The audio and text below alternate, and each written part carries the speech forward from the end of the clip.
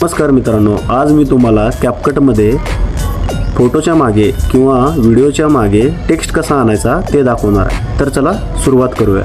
कॅपकटवर click करून new प्रोजेक्टवर click करा. मी माझे 2 फोटो ॲड करत आहेत. पहिल्या फोटोला क्लिक करा.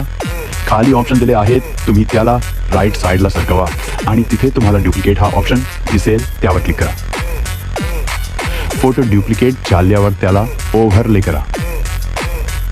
फोटो खाली येईल, मग खालच्या फोटोवर क्लिक करून रिमूव्ह बॅकग्राऊंड हा ऑप्शन दिसेल, त्यावर क्लिक करा.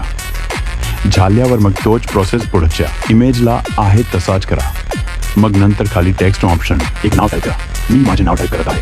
तिथे तुम्हाला फॉन्ट हा ऑप्शन दिसेल.